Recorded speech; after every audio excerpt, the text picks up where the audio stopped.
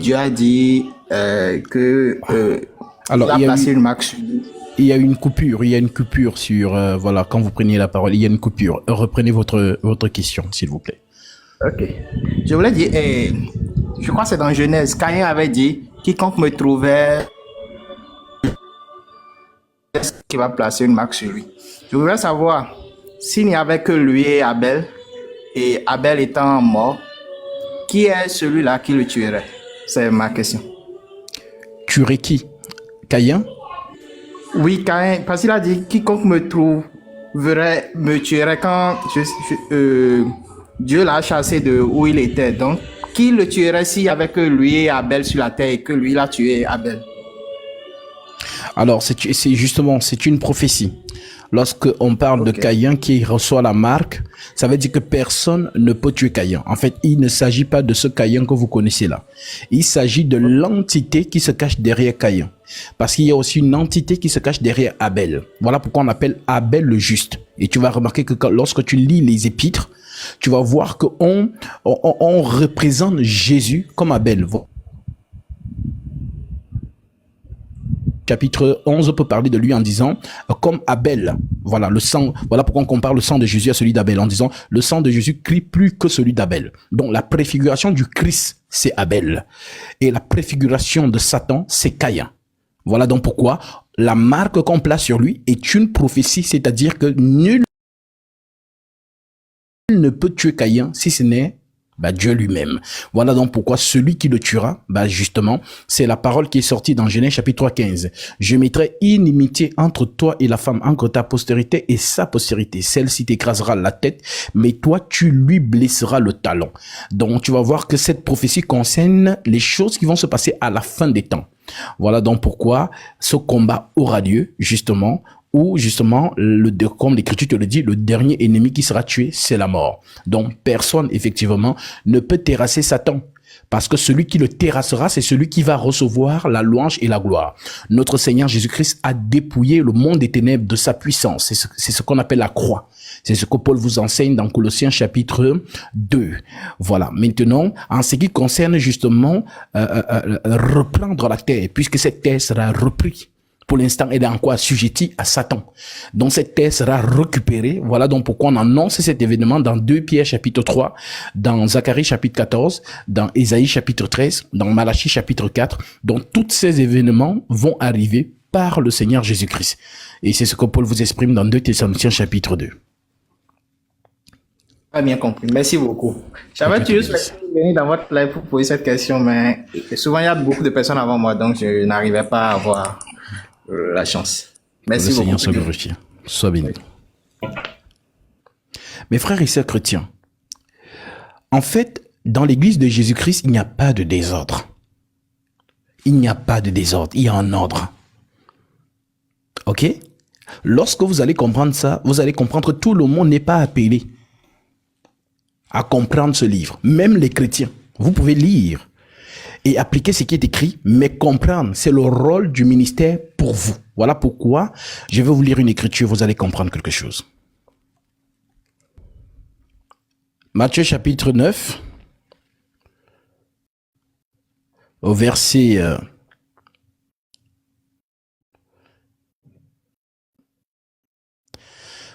36. Voici ce que le Seigneur Jésus-Christ déclare. Voyant la foule, il fut ému. Je suis dans Matthieu chapitre 9, verset 36. J'espère bien pour vous que lorsque vous venez dans mes lives, vous avez toujours votre Bible avec vous pour lire en même temps que moi, pour que vous ne dites pas qu'on va inventer des choses. Il faut vérifier les Saintes Écritures. Soyez comme les chrétiens de Béret. Voyant la foule, il fut ému de compassion pour elle, parce qu'elles étaient languissantes et abattues, comme des brebis qui n'ont point de berger, dont un troupeau doit avoir un berger. Alors il dit à ses disciples, qui les 12 là, la moisson est grande, mais il y a peu d'ouvriers. Priez donc le maître de la moisson d'envoyer des ouvriers dans sa moisson. Est-ce que vous comprenez? Ça veut dire qu'en ce qui concerne la moisson, Il faut que ce soit l'Esprit Saint qui envoie ses ouvriers. Donc les gens qui ont l'habitude de dire non, moi je lis la Bible avec le Saint-Esprit dans ma chambre, voilà, ainsi de suite. C'est pas, vous inventez des choses. Ce n'est pas scripturaire. Si c'était comme ça, c'est que Jésus-Christ n'allait pas avoir besoin de répandre des dons. Voilà, donc chacun reste dans sa chambre et lit sa Bible à sa manière. Comme certains vous disent souvent, oh, chacun comprend comme il veut. Voilà, tu comprends comme tu veux, moi je comprends comme tu veux. Non, ça c'est pas l'église de Jésus-Christ. Dans l'église de Jésus, il y a ce qu'on appelle des dons. Et notamment, le don de l'enseignement n'est pas donné à tout le monde. Le jour que vous allez comprendre ça, vous allez arrêter de faire de cette Bible votre interprétation particulière, telle que l'Écriture le dit, qu'aucun objet de la parole ne soit l'objet d'une interprétation particulière. Donc les gens qui interprètent selon leur cerveau.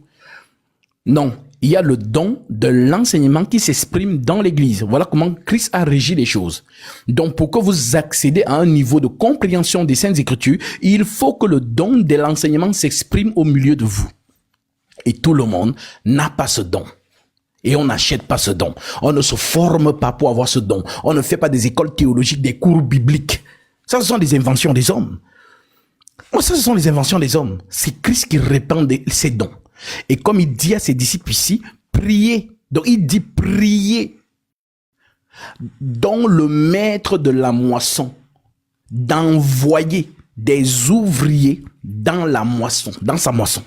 Donc ce sont les ouvriers de la moisson qui justement viennent apporter la parole qui sauve aux enfants de Dieu. Voilà pourquoi l'Écriture dit dans le livre des Psaumes, dans leur détresse, ils crièrent à l'Éternel et l'Éternel leur envoya sa parole et sa parole les délivra. Ok? Je prends encore, pour corréler à cette écriture de Matthieu chapitre 9, je prends ici l'écriture de Colossiens chapitre 4, verset 2. Regardez même les apôtres en leur temps. Persévérez dans la prière. Veillez-y avec action de grâce. Priez en même temps pour nous. Donc, Paul, le grand apôtre Paul, sollicite les prières de l'Église. Priez en même temps pour nous, en sorte que je puisse annoncer le mystère de Christ, pour lequel je suis dans les chaînes, et le faire connaître comme je dois en parler. C'est-à-dire que, pour enseigner, il faut l'intervention de l'Esprit Saint au travers de son ouvrier. Voilà pourquoi les prières de l'Église comptent pour le ministère de l'homme de Dieu. Ceux qui prient pour ce ministère, qui jeûnent pour que le Seigneur ouvre des portes pour la parole. Je répète, Colossiens 4, verset 2. Persévérez dans la prière. Veillez-y avec action de grâce. Priez en même temps pour nous, afin que Dieu nous ouvre une porte pour la parole. Les portes sont fermées. Alors, pour que une révélation vienne du ciel, il faut que Dieu ouvre la porte. Et lorsqu'il l'ouvre, justement, la connaissance vient et ça atterrit sur l'homme de Dieu et ça se répand sur le peuple. Voilà comment ça se passe. Voilà donc pourquoi ceux qui n'ont pas le don, qu'est-ce qu'ils font? Ils vont faire des études bibliques. Ils vont faire la théologie. Et voilà, après, dès qu'ils finissent leurs 2 ans de formation, on leur couche par terre, en mettant une épée sur leur dos, en tapant ici comme des chevaliers. Après, on verse l'huile sur leur tête et on leur dit qu'ils sont devenus hommes de Dieu. Et c'est ça qui ouvre tout ce que vous connaissez comme les églises réveillées. C'est bourré de ces personnes-là. Ils ne sont pas différents du Vatican, parce que le Vatican, c'est le même processus.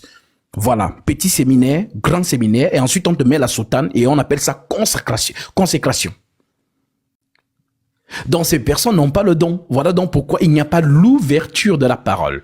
J'insiste encore. Colossiens 4, verset 2. Persévérez dans la prière.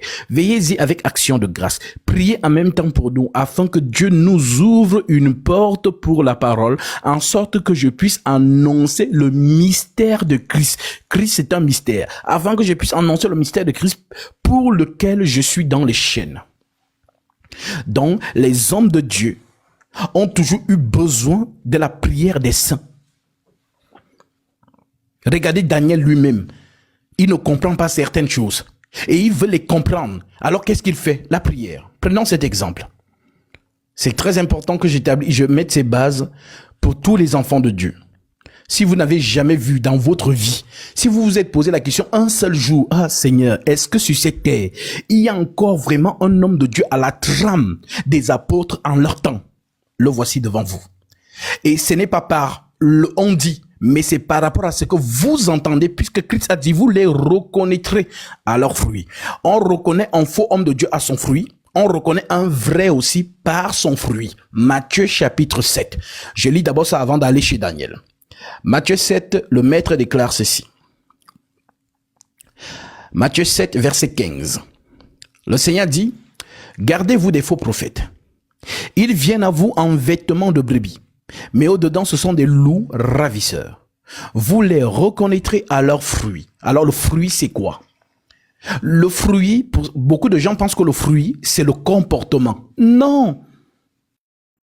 Le fruit ce n'est pas le comportement. Regarde les pharisiens. Regarde les pharisiens que Jésus disait. Muraille blanchie. Race de vipères. Vous êtes là à porter des longues franges, à avoir des premières places dans les festins. Mais au-dedans, vous êtes plein de morts, d'ossements, d'impureté. Pourquoi? Parce que selon l'apparence, ils sont clean. Mais leurs mœurs sont mauvaises. Donc le fruit n'est pas le comportement. S'il faut donner le prix Nobel du comportement, allez donner au pape. Oui, parce que lui ne parle pas beaucoup. Il fait seulement ça.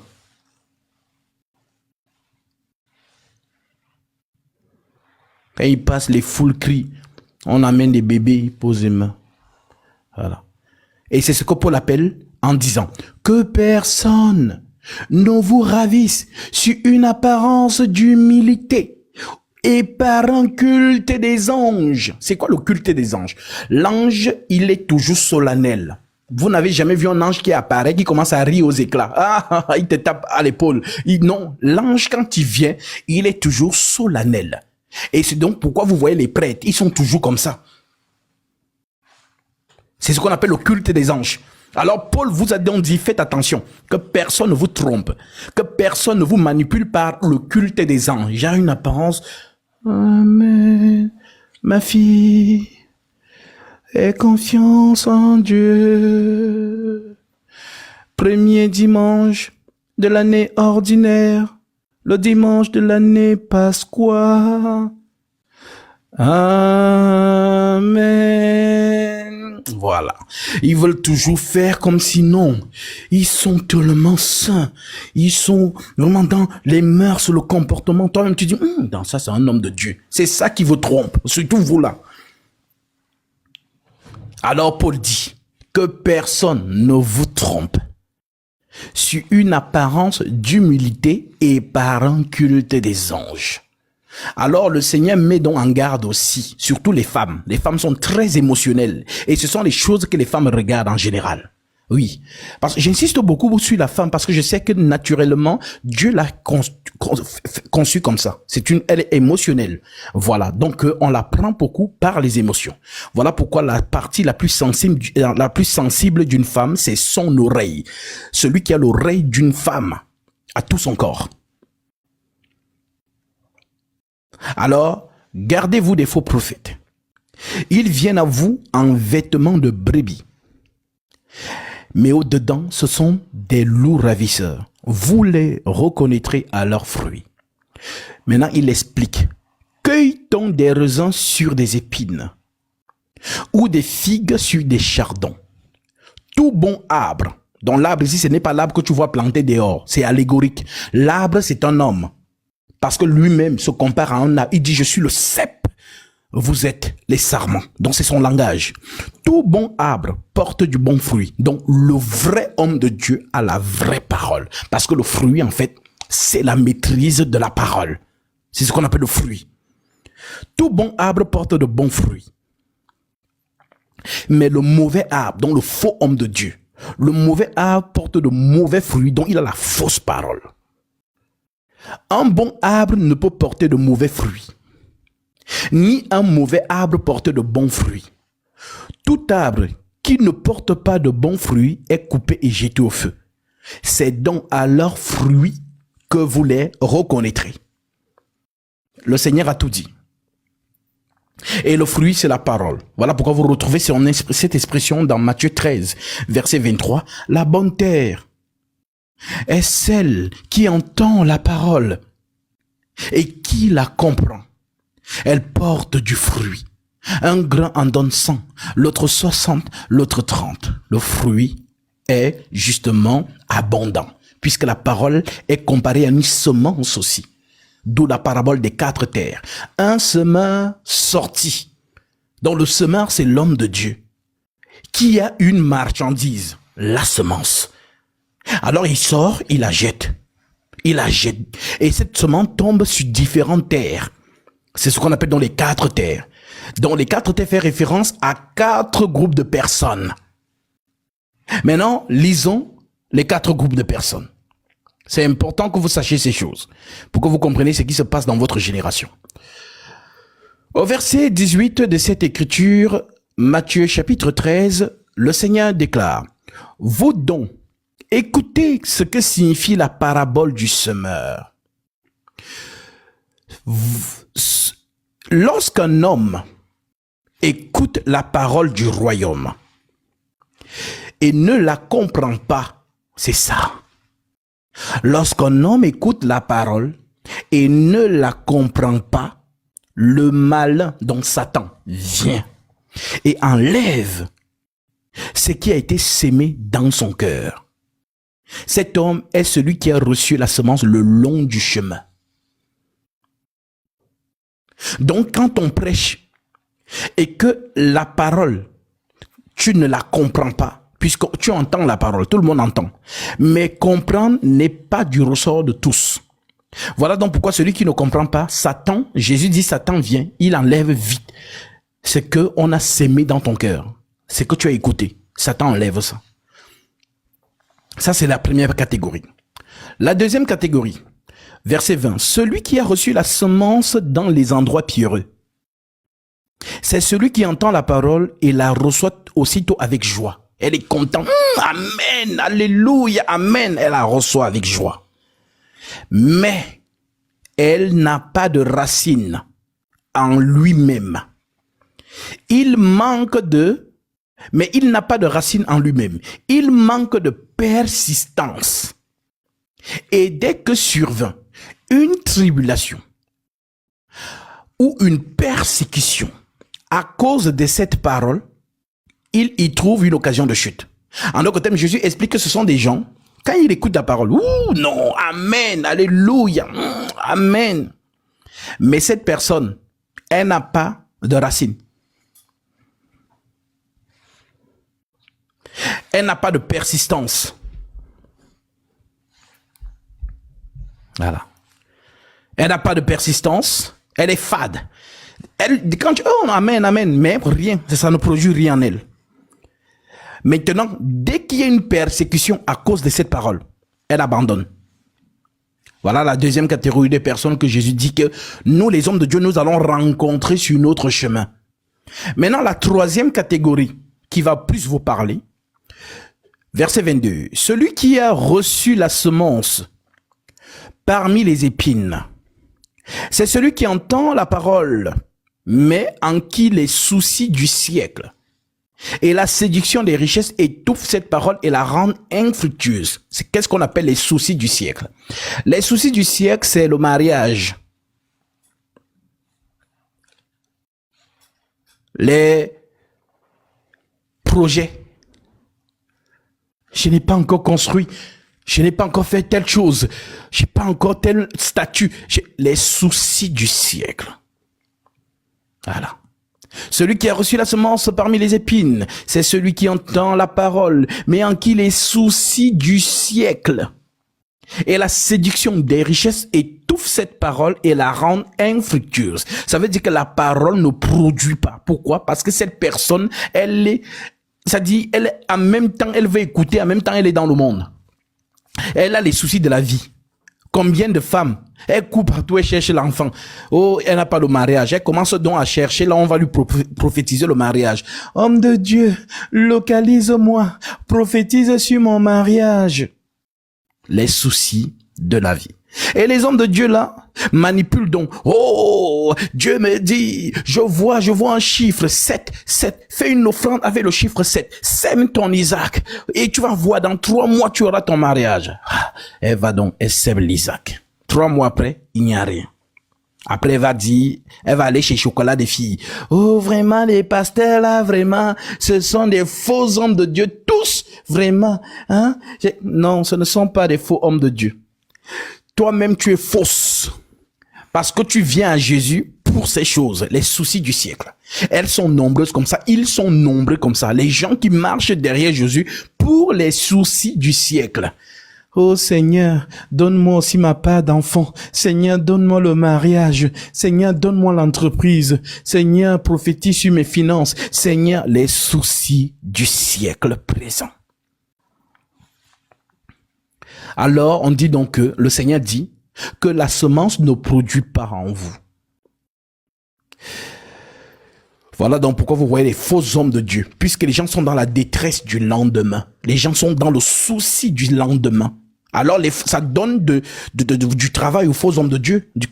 Donc, comme les gens sont en détresse, bon, on va inventer les choses. Dès que tu m'appelles, oui, homme de Dieu, vraiment. Oh, tu m'appelles depuis quelle pièce? J'entends. Oh, non, tu es où? Non, je suis dans la chambre. Sors de là où il y a un esprit de pauvreté. Il faut que je vienne faire la délivrance dans cette pièce. Oh, vraiment. Non, tu es libre quand? Ribobo ribaba. Donc, il suscite la peur en toi. Et tu te dis, donc c'est la chambre là qui bloquait mes finances. Donc l'homme de Dieu va venir faire. Oh, il faut que je prépare l'enveloppe. Il faut que je fasse ceci, cela. Il vient, il fait sa marmaille. Il prend l'enveloppe, il part. Voilà comment ça se passe. D'autres, je vous assure, c'est comme si les gens là travaillent avec les fétiches. D'autres convainquent même des maris. Oh, tu as vu que depuis que vous êtes mariés, rien n'avance dans votre mariage.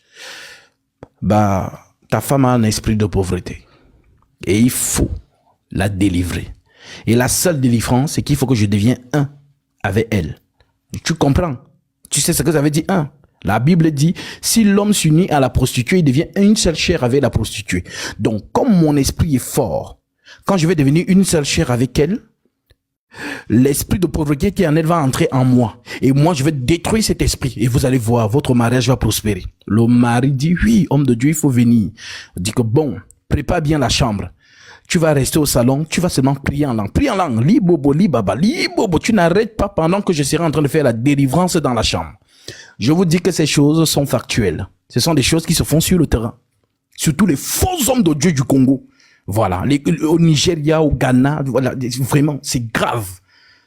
Où on convainc même une maman avec ses 3 filles, que non, tes filles ont l'esprit de pauvreté avec toi-même. Donc, il faut que, voilà, on mougou la maman, on mougou les 3 filles pour enlever l'esprit de pauvreté. Et certaines, même, c'est elles qui vont convaincre leurs filles que, oui, vraiment, il y a l'esprit de pauvreté dans la famille. L'homme de Dieu a dit que, ou le prophète a dit que, le prophète. Et je vous assure que ce sont des choses qui sont tabous, mais qui se passent sur le terrain. Alors, comme je ne sais jamais qui est derrière cet écran, voilà, parce que lorsque moi je monte en live, c'est le Seigneur qui attire ses enfants pour venir entendre la parole. Alors, si quelqu'un, un soi-disant homme de Dieu vient vous dire des choses comme ça, dites-lui que, allons chez Gatsby. Vous voyez qu'ils ont peur de monter ici. Oui, parce que je gâte leur business. Ok? Voilà, parce que la vérité libère. L'Écriture dit, vous connectez la vérité, elle vous affranchira. C'est la vérité qui affranchit. Voilà, ce n'est pas, oh non, je suis tombé, vraiment le démon, ça n'affranchit pas. C'est qui affranchit? C'est la vérité. Voilà, parce que quand on n'a pas la vérité, on est dans l'ignorance. Et quiconque est dans l'ignorance, il est mort.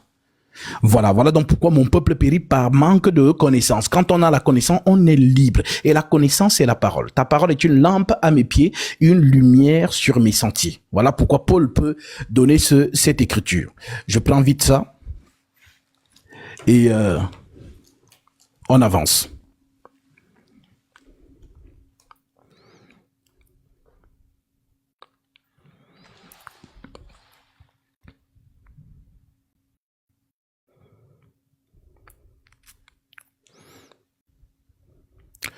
Nous prenons ici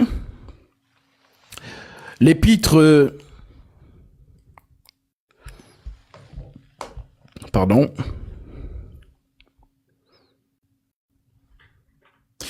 Éphésiens chapitre 6. Après, on termine avec Matthieu 13. Éphésiens chapitre 6. Je prends le verset 10. Voici ce que le Saint-Esprit recommande au travers de l'apôtre Paul pour vous. Vous l'Église, les membres du corps de Christ. Au reste, fortifiez-vous dans le Seigneur. Et par sa force toute puissante, revêtez-vous de toutes les armes de Dieu, afin de pouvoir tenir ferme contre les ruses du diable. Vous ne verrez jamais Satan. Satan se dissimule dans des corps comme le Saint-Esprit. Vous ne le verrez pas. Le Saint-Esprit est dans des corps. Les vases dont il s'est choisi dès avant la fondation du monde pour aller proclamer ses oracles, comme avec Moïse. Dieu a dit à Moïse, je serai avec toi et je t'enseignerai ce que tu auras à dire. Donc, c'est ce processus-là. Voilà, autant il y a un esprit qui parle avec Adam, autant il y a un esprit qui parle avec Ève. Vous avez vu ça dans le jardin d'Éden. Dieu a dit à l'homme, tu ne mangeras pas. Le jour où tu mangeras, tu mourras. Le serpent a dit à la femme, vous ne mourrez point. Donc les deux esprits-là ont toujours bataillé. Oui. Et c'est dans ça que nous sommes.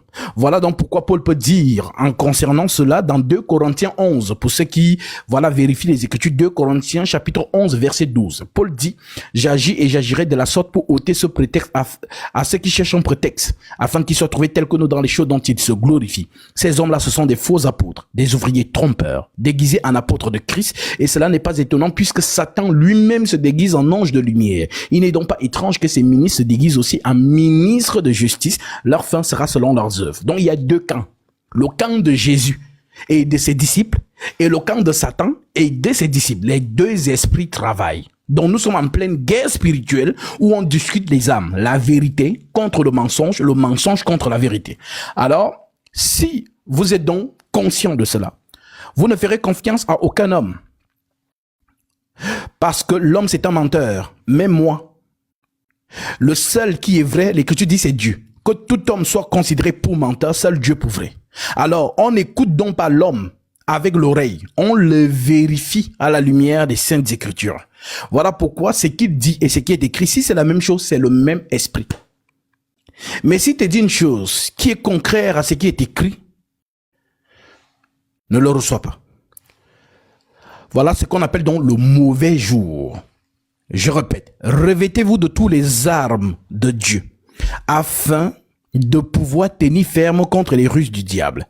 Car nous n'avons pas à lutter contre la chair et le sang, mais contre les dominations. Donc votre guerre, ce n'est pas contre l'homme. Votre guerre, ce n'est pas contre une femme. Votre guerre, apparemment, c'est contre les dominations, contre les autorités, contre les princes de ce monde des ténèbres, contre les esprits méchants dans les lieux célestes. Donc ce sont ces esprits-là qui se cachent dans des corps. Et on ne les voit pas à l'œil nu, on les discerne. Éprouvez les esprits pour savoir s'ils sont de Dieu. Vous savez pourquoi Jésus a dit ça?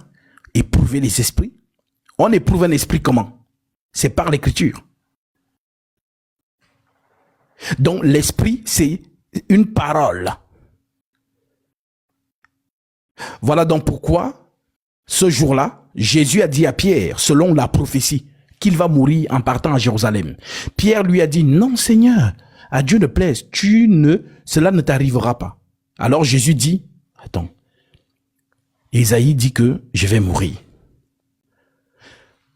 Jonas dit que je vais mourir. Amos, Michée, Ézéchiel, Daniel, mais pourquoi toi Pierre, tu dis que je ne vais pas mourir? Alors il comprend que ce n'est pas Pierre qui a parlé, c'est un esprit qui est derrière Pierre. Alors il dit, arrière de moi, Satan, car tes pensées ne sont pas les pensées de Dieu. Les pensées de Dieu, c'est quoi? C'est l'écriture. Voilà pourquoi Jésus lui-même glorifie l'écriture devant Satan. Il est écrit, il est écrit, il est écrit. Donc l'écriture, c'est ce qui fait foi. Donc tes pensées ne sont pas les pensées de Dieu, mais celles des hommes. N'écoutez pas les pensées des hommes. Voilà donc pourquoi éprouver les esprits. Ce n'est pas qu'il y a un esprit qui va venir comme un fantôme, qui va te dire c'est moi Jésus. Ah non, si c'est toi Jésus, est-ce que Jésus est Dieu? Non, ce n'est pas ça. Et parce qu'on dit que les démons croient qu'il y a qu'un seul Dieu. Tu crois qu'il n'y a qu'un seul Dieu, tu fais bien. Les démons le croient aussi. Oui, les démons croient aussi qu'il y a un seul Dieu. Mais eux, ils tremblent devant ce Dieu-là. Pendant que toi, tu joues les orgueilleux, on dit qu'eux, ils tremblent devant le Dieu-là. Donc, tu crois qu'il n'y a qu'un seul Dieu, tu fais bien. Les démons le croient aussi, mais ils tremblent. Donc, lorsqu'on te dit éprouver les esprits pour savoir s'ils sont de Dieu, c'est par rapport à l'écriture. Un esprit, si te dit ce qui est contraire à l'écriture, c'est ça l'esprit étranger. À l'image de le jour où tu mangeras, tu mourras. Et l'autre esprit qui dit, vous ne mourrez point. La contradiction. Voilà donc pourquoi Paul peut dire, néanmoins le solide fondement de Dieu reste debout avec ses paroles qui lui servent de sceau. Le Seigneur connaît ceux qui lui appartiennent et quiconque prononce le nom du Seigneur, qu'il s'éloigne de l'iniquité. L'iniquité, c'est contredire la parole de Dieu. C'est ça en fait. Alors, l'apôtre Paul vous dit donc, inspiré du Saint-Esprit, au verset 12 de Éphésiens 6, car nous n'avons pas à lutter contre la chair et le sang, mais contre les dominations, contre les autorités, contre les princes de ce monde des ténèbres, contre les esprits méchants dans les lieux célestes. C'est pourquoi prenez toutes les armes de Dieu. Donc voici donc ce qu'on appelle les armes de Dieu. Ce n'est pas la machette qu'on vous demande de prendre là, comme je vois souvent dans des vidéos TikTok. Prends la machette, coupe Satan, je coupe Satan. Franchement, c'est ridicule. Et ces gens-là se foutent de vous. La machette ne peut pas couper Satan.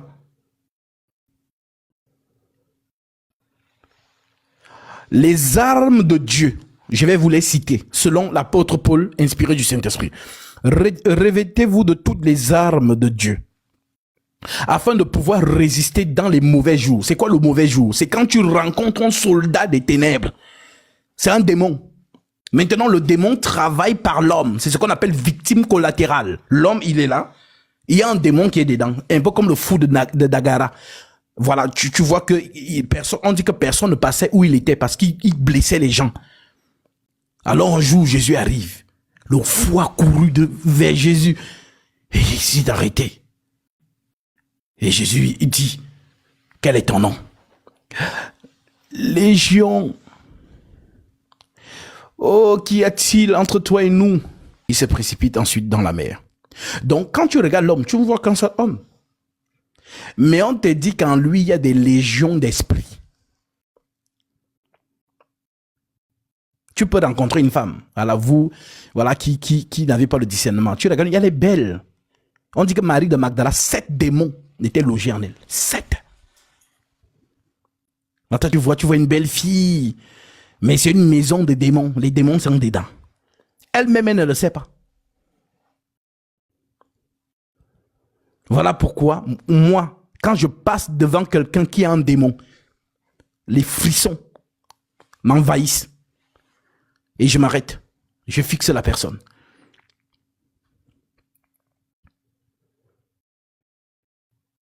Pareil pour une personne qui a le Saint-Esprit. J'ai toujours une réaction. Donc, ces choses se discernent. Voilà donc pourquoi vous ne marchez pas comme monsieur et madame tout le monde. Vous marchez avec les yeux de l'esprit. C'est ce qu'on appelle le discernement, le don du discernement des esprits. Alors, c'est pourquoi prenez toutes les armes de Dieu afin de pouvoir résister dans les mauvais jours et tenez ferme après avoir tout surmonté. Tenez donc ferme. Ayez à vos reins la vérité pour ceinture. Donc, au rein, première arme, la vérité. Donc voilà, comme un soldat qui a des choses sur lui. Donc, on dit donc que ta ceinture, c'est la vérité. Ça, c'est la première chose. Et la vérité, c'est l'écriture. Donc, la vérité pour ceinture. Voilà, première arme. Voilà pourquoi vous devez être enseigné pour être armé. La vérité pour ceinture. Revêtez la cuirasse de la justice. Qu'est-ce qu'on appelle la justice? C'est la parole. Jean chapitre 7, 24. Ne jugez pas selon l'apparence, mais jugez selon la justice. La justice, c'est la parole. Voilà pourquoi on appelle cette épée l'épée de la justice. Donc, la parole de Dieu. C'est ce qu'on appelle donc la justice. Donc, on te dit donc que c'est l'armure. Voilà, donc tu es une Bible ambulante. C'est genre une Bible qui marche. La plupart des gens qui écoutent quand j'enseigne, ils se disent, mais comment il fait pour retenir les versets? Mais comment il sort les versets comme ça? C'est un don. Voilà. Donc tu peux me dire quelque chose. Je te dis, ça n'existe pas dans la Bible. Ça n'existe pas. Répète tes phrases. Non, ça n'existe pas dans la Bible. Parce que quoi? Parce que vous lisez beaucoup. Voilà, vous lisez. Donc quand on lit la Bible, ce n'est pas pour la fermer. Donc tu lis, tu fermes, tu pars. Tu as oublié tout ce que tu as lu. Quand tu lis, c'est pour que ça quitte la page et ça devienne toi. Donc quand tu marches, dès que tu arrives quelque part, tu te dis seulement ici c'est faux, c'est faux, c'est faux, c'est faux, c'est faux. Pourquoi? Parce que tu as la cuirasse en toi. Si vous comprenez ces choses, personne ne pourra vous manipuler. Voilà. Donc, on dit, tenez donc ferme et à vos reins la vérité pour ceinture. Revêtez la cuirasse de la justice. Mettez pour chaussure à vos pieds le zèle que donne l'évangile de paix. Donc, un chrétien n'est pas fade. Une chrétienne n'est pas fade. Regardez Jésus et Jean-Baptiste. L'Écriture dit de Jésus, quand il arrive au temple, il commence à casser les choses. L'Écriture dit, les disciples se souviennent qu'il est écrit dans le livre des psaumes, le zèle de ta maison me dévore. L'Esprit Saint en toi, c'est comme un esprit agité. Le zèle. Voilà pourquoi vous voyez que Jean-Baptiste, quand vous lisez, je ne sais pas si ça vous arrive, quand vous lisez les prophètes, vous avez l'impression que vous vivez la chose avec eux. Voilà, ils étaient vraiment très, très zélés. Le feu de Dieu débordait en eux. Pareil pour Jésus lui-même, très zélé. T'as-tu dit que tu es chrétienne, toujours timide? Voilà, c'est ce que Paul reprend. Donc, on n'a pas reçu un esprit de timidité, mais un esprit de force. Mettez à vos chaussures, mettez pour chaussures à vos pieds le zèle que donne l'évangile de paix. Prenez par-dessus par-dessus tout cela, le bouclier de la foi, avec lesquels vous pourrez éteindre tous les traits enflammés du malin. Donc le bouclier de la foi éteint les traits enflammés. Quand on dit traits enflammés, les gens pensent, oh non, ça c'est la flèche spirituelle. Voilà, c'est un marabout qui a lancé. Non, ça c'est les traits enflammés, c'est le mensonge. Donc quand on te lance le mensonge, donc une fausse doctrine, la foi, donc le bouclier de la foi contre ça. Avec lesquels vous pourrez éteindre tous les traits enflammés du malin. Prenez aussi le casque du salut, voilà, et l'épée de l'esprit. Donc toujours, tout ça c'est la parole, qui est la parole de Dieu, l'épée de l'esprit, qui est la parole de Dieu. Donc quand vous voyez le logo là, je n'ai pas mis ça là pour rien. Voilà, ça fait référence à l'épée de l'esprit, c'est-à-dire la parole de Dieu. Voilà donc pourquoi la parole du Seigneur Jésus-Christ, c'est l'épée. Non, l'épée, c'est cette parole-là. Voilà pourquoi l'Écriture dit tout est sanctifié par la parole et la prière. Tout est sanctifié par la parole et la prière. Alors, si vous avez ces choses pleinement en vous, alors croyez-moi, vous êtes des chrétiens armés. Et pour être armés, il faut donc que le ministère de l'enseignement soit avec vous. Parce que lorsque nous enseignons, nous n'enseignons pas pour que c'est seulement nous qui soyons justement ceux qui ont la supériorité de la connaissance. Non. Nous vous enseignons pour que vous aussi, vous ayez justement ce bagage et que vous alliez porter du fruit. Alors, si vous avez donc compris cela, lorsque nous lisons donc, nous allons commencer notre enseignement sur l'archange Michael, mais nous posons d'abord les bases pour les questions que j'ai reçues pour les enfants de Dieu. Donc, lorsque nous lisons dans Romains chapitre 12, l'Écriture dit au verset 1, « Je vous exhorte donc, frères, par les compassions de Dieu, à offrir vos corps comme un sacrifice vivant, saint, agréable à Dieu. » Je répète, je vous exhorte donc, frères, c'est une exhortation de l'Église.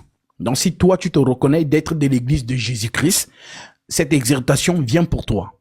Je vous exhorte donc, frères, par les compassions de Dieu, à offrir vos corps comme un sacrifice vivant, saint, agréable à Dieu. Ce qui sera de votre part un culte raisonnable.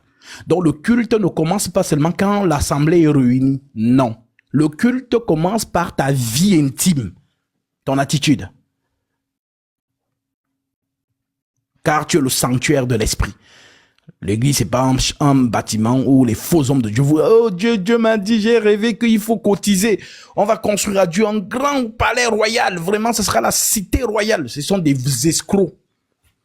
Voilà. Et les femmes aiment beaucoup ce genre de trucs. Ah non, non, c'est l'escroquerie. Comme vous ne lisez pas les Écritures, oui, vous n'avez pas le pare-balles, c'est-à-dire la cuirasse de l'esprit. Donc, dans la cuirasse de l'esprit, par exemple, dans Actes chapitre 17, verset 24, l'apôtre Paul est clair. Le Dieu qui a fait le ciel et la terre n'habite pas dans des temples faits de mains d'hommes. C'est écrit. Avant même Paul, Salomon avait déjà dit, 2 Chroniques chapitre 2, verset 6, qui a le pouvoir de lui bâtir une maison? Voici les cieux et les cieux des cieux ne peuvent le contenir. Combien moins cette maison que je lui bâtis, si ce n'est pour lui faire brûler des parfums. Mais les gens vont se réveiller, ils vont vous dire que Dieu m'a dit de lui construire un temple, à l'image d'Ivan Castanou, c'est-à-dire que chaque fois, oh non, cité royale, c'est de l'escroquerie, Dieu n'est pas dedans. Voilà, si au moins vous connaissiez les Écritures, vous allez justement résister à tous ces mensonges. Mais comme les gens n'ont pas les Écritures, mais fonctionnent par émotion, bah c'est normal qu'ils puissent justement suivre les faux ouvriers. Alors, ne vous conformez pas au siècle présent, mais soyez transformés par le renouvellement de l'intelligence, afin que vous discerniez quelle est la volonté de Dieu, ce qui est bon, agréable et parfait. Par la grâce qui m'a été donnée, je dis à chacun de vous, de n'avoir pas de lui-même une trop haute opinion, mais de revêtir les sentiments modestes selon la mesure de la foi que Dieu a départie à chacun. Car comme nous avons plusieurs membres dans un seul corps, et que tous les membres n'ont pas la même fonction, ainsi, nous qui sommes plusieurs, nous formons un seul corps en Christ. Et nous sommes tous membres les uns des autres. Alors, je précise, comme les gens ont les faux raisonnements aujourd'hui. Oh non, tu es quoi? Tu es du Vatican? C'est pas grave. Toi, tu es quoi? Tu es anglican? C'est pas grave. Toi, méthodiste? Toi, kimbanguiste? Hein? Branhamiste? Témoin de Jéhovah? Mormon? Gallican? Comment ils appellent ça? Christianisme céleste? Hein? Non. Nous sommes tous frères. C'est faux. Nous ne sommes pas tous frères. Parce que nous n'avons pas la même doctrine. L'Écriture dit, ayez la même pensée, le même langage, le même esprit. On n'est pas dans les émotions. Que non, machin. Il y a plusieurs Jésus, a dit Paul. 2, notamment. La précision dans 2 Corinthiens chapitre 11 au verset 1 en descendant. Oh, si vous pouviez supporter de ma part un peu de folie, mais vous me supportez. Car je suis jaloux de Dieu d'une jalousie. Car je suis jaloux de vous d'une jalousie de Dieu parce que je vous ai fiancé à un seul époux pour vous présenter à Christ comme une vierge pure. Toutefois, de même que le serpent séduisit Ève par sa ruse, je crains que vos pensées ne se corrompent et ne se détournent de la simplicité à l'égard de Christ. Car si quelqu'un vient vous prêcher un autre Jésus que celui que nous vous avons prêché, donc il y a un autre Jésus qui est prêché. Mais il a aussi le nom Jésus. Donc il y a le Jésus des apôtres et il y a l'autre Jésus. Alors nous, l'Église, c'est le Jésus des apôtres qu'on a suivi. Tel que Paul pouvait le dire dans 1 Corinthiens 15, versets 1 à 2. Je vous rappelle, frères, l'évangile que je vous ai annoncé, que vous avez reçu, dans lequel vous avez persévéré et par lequel vous êtes sauvés. Si vous le retenez tel que je vous l'ai annoncé, autrement vous aurez cru en vain. C'est dans ce Jésus que nous sommes. Maintenant, le Jésus du Vatican, nous, on ne le connaît pas. On ne connaît pas ce Jésus. Ce n'est pas le Jésus des apôtres. Voilà. Le Jésus des branhamistes, ou le Jésus des kimbanguistes, ou des églises réveillées, là, ce n'est pas le Jésus que nous on connaît. Le Jésus que nous connaissons, c'est le Jésus de la doctrine apostolique. Ce que vous retrouvez dans ce qu'on appelle les lettres apostoliques. 2 Thessaloniciens 15, Ainsi donc, frères, demeurez fermes et retenez les instructions que vous avez reçues, soit par notre parole, soit par notre lettre. On n'écoute personne d'autre, seulement les apôtres. Et ils ont parlé, les lettres sont là. Je répète encore, comme le Maître lui-même, le Seigneur Jésus-Christ l'a dit, Jean chapitre 17, versets 19 à 20. Je me sanctifie moi-même pour eux, afin qu'eux aussi soient sanctifiés par la vérité. Et ce n'est pas pour eux seulement que je prie, mais encore pour tous ceux qui croiront en moi par leur parole. Tous ceux qui croiront en moi par leur parole. Maintenant, leur parole dit, notamment Paul, 2 Thessaloniciens 2,15, ainsi donc frères, demeurez fermes et retenez les instructions que vous avez reçues, soit par notre parole, nous les apôtres, soit par notre parole, soit par notre lettre. Les lettres sont là. Depuis acte 2, descente du Saint-Esprit, jusqu'à la dernière lettre, ce qu'on appelle l'épître de Jude, c'est ça. C'est dans ça là que tu dois mettre foi. Tout ce qui t'ont prêché dedans. Si dans ce qui t'ont dit dedans, c'est écrit, je ne permets pas à la femme d'enseigner. Ne dis pas que la femme enseigne. Sinon, tu as été séduit par les raisonnements des hommes. Oh non, Dieu n'a pas de sexe. Voilà. Ils disent que Dieu n'a pas de sexe, mais je n'ai jamais vu où il dit qu'il est reine des reines. Mais j'ai vu, il a dit roi des rois. Et je sais qu'un roi, c'est le masculin. Dieu n'a pas de sexe. Donc, on ne contredit pas ce que les apôtres ont enseigné. Voilà. Donc, à vous, c'est à vos risques et périls. Hein. Moi, je vous dis ce qui est écrit. Maintenant, soit vous décidez de rester fidèle à ce qui est écrit, soit vous décidez de donner vos oreilles aux séducteurs de ce siècle, qui parlent bien, avec des émotions. Oh, vraiment, toi-même, entre nous, est-ce que Dieu a le sexe? Dieu n'a pas de sexe. Donc, il n'y a plus ni homme, ni femme. Maintenant, nous sommes tous des esprits. Pourquoi tu es marié alors? Comme il n'y a plus ni homme, ni femme. Voilà. Hein? Pourquoi tu te maries donc? Oui, parce qu'il y a les chrétiens qui se marient, puisque il n'y a plus ni homme, ni femme. Qui est donc l'homme à la maison?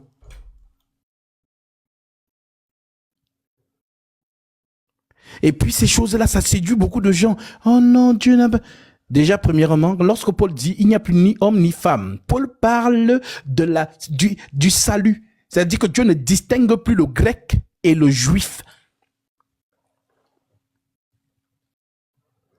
Donc, c'est le pourquoi je dis, c'est à vos risques et périls. D'ailleurs, ce n'est pas étonnant. Vous savez qu'il y a une prophétie dessus. La prophétie dit quoi? 2 Timothée 4,3 pour les lecteurs. Car il viendra un temps où les hommes ne supporteront pas la saine doctrine. La saine doctrine, ce sont les lettres. Voilà. On n'interprète pas les épîtres. On n'explique pas les épîtres. Car il viendra un temps où les hommes ne supporteront pas la saine doctrine, mais ayant la démangeaison d'entendre les choses agréables. Ils se donneront une foule de docteurs selon leur propre désir, détourneront l'oreille de la vérité et se tourneront vers des fables. Nous sommes dedans. Voilà. Donc c'est pourquoi ça ne m'étonne pas. Les gens qui délaissent les saintes écritures pour tendre leurs oreilles aux manipulateurs de ce siècle. Alors, chacun est responsable. Que votre sang retombe sur vous-même. Comme l'a dit Paul avant de mourir. Je suis pur du sang de vous tous. En d'autres termes, je vous ai prêché la vérité. Maintenant, vous êtes responsable de ce que je vous ai prêché. Gardez ça jusqu'à la fin ou alors vous allez vous perdre. Vous retrouvez cette référence dans Actes chapitre 20 à partir du verset 28. Je vais lire ça. Comme ça, au moins, vous avez ces références-là. Actes chapitre 20, verset 28. L'apôtre Paul déclare: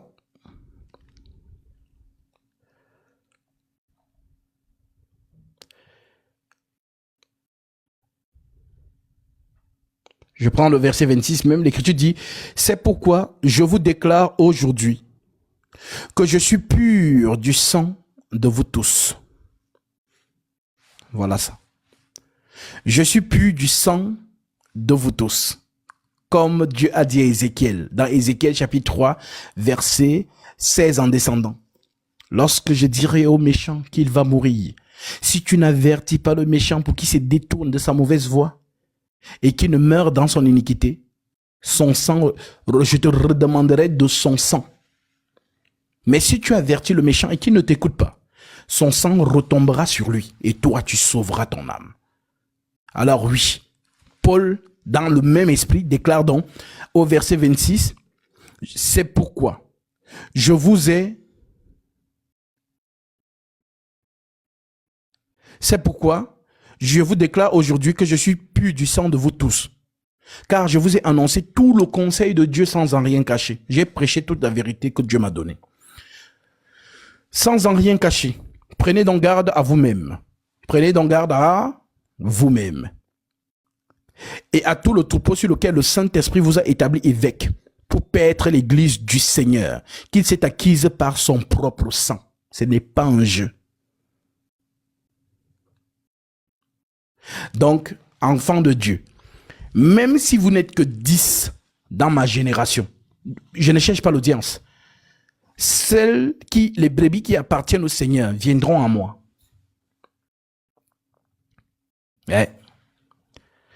On ne cherche pas l'audience. Le Seigneur connaît ses brebis. Voilà. Donc, c'est lui-même qui amène sa brebis vers son ouvrier ou qui amène son ouvrier vers sa brebis. À l'image de Actes chapitre 8, verset 26. Corneille, l'éneuque éthiopien ne connaissait pas Philippe. Philippe ne connaissait pas l'éneuque éthiopien. Mais l'Esprit les a réunis pour que celui-ci soit sauvé. Et c'est comme ça que ça se passe encore aujourd'hui. Donc, même si vous n'êtes que 10 enfants de Dieu, à rester, demeurer fidèles aux saintes lettres, que Dieu vous bénisse. Voilà. Ne regarde pas la masse. Quand tu vas voir qu'ils remplissent le stade de France, tu vas dire, oh, mais regarde, ils sont nombreux. Non, c'est pas le nombre. Souviens-toi du verset qui dit, large est la porte, spacieux le chemin qui mène à la perdition. Il y en a beaucoup qui entrent par là. Matthieu chapitre 7, verset 13. Étroite est la porte, resserrez le chemin qui mène à la vie. Il y en a peu qui les trouvent. C'est de ça qu'il s'agit. Ce n'est pas le nombre. Alors, ceci étant dit, l'apôtre Paul continue dans Romains 12, au verset 6. Puisque nous avons des dons différents, selon la grâce qui nous a été accordée, que celui qui a le don de prophétie l'exerce selon l'analogie de la foi. Que celui qui est appelé au ministère s'attache à son ministère. Que celui qui enseigne s'attache à son enseignement. C'est mon ministère. C'est un don. L'enseignement est un don. Tous les dons de l'esprit sont mystiques. On n'achète pas ces dons. On ne les convoite pas même d'ailleurs. Mais on peut les demander en prière. 1 Corinthiens 14. Voilà. Si l'Écriture dit que ceux qui cherchent à en posséder les dons, cherchent à en posséder pour l'édification de l'Église. Dieu ne donne pas les dons si les dons ne vont pas servir dans l'assemblée des saints. C'est pour l'assemblée des saints que Dieu donne les dons. Ce n'est pas pour se dire dans son cœur, moi j'ai le don de tel. Non, ce n'est pas, voilà, on demande le don parce que Dieu sait que quand tu le demandes, tu vas vraiment exercer cela dans l'église. Si tu demandes le don de guérison, ça veut donc dire que ce don, tu vas l'exercer pleinement dans l'église. Parce que nous serons jugés pour les dons. Hein. J'espère que vous êtes au courant. Tous les dons que vous avez, vous serez jugés pour cela. Le roi va dire, je t'ai donné le don de guérison. Tu as fait quoi de cela? Et tu vas faire le rapport au boss. Boss, le don de guérison que tu m'as donné, vraiment boss, j'ai prié, j'ai nourri mon don, j'ai guéri les malades, vraiment dans l'assemblée, j'ai fait beaucoup de choses. Ah, fidèle serviteur, c'est bien. Entre dans la gloire de ton maître, prends possession de ce qui t'a été réservé. Tous les dons que vous avez, vous serez jugés pour ces dons-là. Quand Paul dit « Malheur à moi si je ne prêche pas l'évangile », vous pensez que c'est un sujet de gloire? Quand Dieu t'a donné le don, comme le don qu'il nous a donné, le don de l'enseignement, tu n'as plus de vie. Vous pensez que nous aussi, on n'a pas envie de vivre aussi notre petite vie de jeune homme aussi, voilà. On regarde comme ça et tout. Tout le temps, il faut justement parler de Dieu. Alors Paul dit, si j'annonce l'évangile, ce n'est pas pour moi un sujet de gloire. La nécessité m'en est imposée. Et malheur à moi si je ne prêche pas l'évangile. Vous avez vu ce que Dieu a fait à Moïse. Dieu lui dit, bon, je t'envoie. Moïse dit, non, moi je ne sais pas parler. Envoie quelqu'un d'autre. On dit, la colère de l'Éternel s'enflamme. La colère de l'Éternel s'enflamma contre Moïse. C'est écrit, Exode chapitre 10. Exode chapitre 4, à partir du verset 10. Moïse l'a dit à Dieu que non, moi, voilà, je ne sais pas parler, envoie une autre personne. On dit, la colère de Dieu s'enflamma contre Moïse. Parce que quand il t'a choisi, c'est toi qui l'as choisi. Et ça ne sera personne d'autre. Et si tu veux des capacités, il t'en donnera. Mais ça sera seulement toi et personne d'autre. Voilà. Parce que Dieu ne tape pas poteau, comme on dit en Côte d'Ivoire. Quand Dieu dit c'est toi, tu montes, tu descends. Vous avez vu ce qu'il a fait à Jonas? Il aurait pu laisser Jonas que bon, Jonas, comme tu ne veux pas, bon, qui veut même? Ah, lui, au moins quand même, lui, il veut, il est disposé, je lui donne. Non, il a poursuivi Jonas. Jonas, pas même, il va se cacher dans un bateau. Le bateau, dont la mer commence à s'agiter. Alors, les gens du bateau disent que, ah, comme nous sommes là, c'est chaud sur nous, que chacun prie son Dieu. Voilà. Et puis que peut-être le Dieu de quelqu'un d'entre nous va apaiser la tempête. Ils ont vu que, ah, la tempête là, comme nous sommes en train de prier, mais Jonas, lui, dort. Donc, ça veut dire qu'il n'est pas soucieux de ce qui se passe. Je pense que c'est lui. Jetons-le dans la mer. On a jeté Jonas. La tempête s'est calmée et un poisson est venu avaler Jonas. Et c'est les 3 jours qu'il fait dans le sein du poisson là. C'est ça que Jésus est venu dire à Israël. Cette génération perverse demande un miracle. Il ne vous sera donné aucun miracle sinon celui de Jonas. Comme Jonas fit 3 jours et 3 nuits dans le sein du poisson, ainsi le Fils de l'homme fera 3 jours et 3 nuits dans le sein de la terre. Jonas chapitre 2. C'est écrit. Voilà donc pourquoi, lorsque Dieu te choisit, tu montes, tu descends, c'est toi. J'ai une dame qui m'appelle pendant ma marche. Elle vit à Londres aujourd'hui. Voilà. Elle me dit, ah vraiment, je suis tombé dans l'un de vos TikTok. Vraiment, je suis touché. Dieu m'en a été témoin que je ne suis pas les choses sur TikTok, ainsi de suite. Mais vraiment, ce que vous avez dit, elle me raconte comment elle a rencontré le Seigneur. Et que le Seigneur lui a dit de prendre son baptême. Et voilà, de guérir les gens.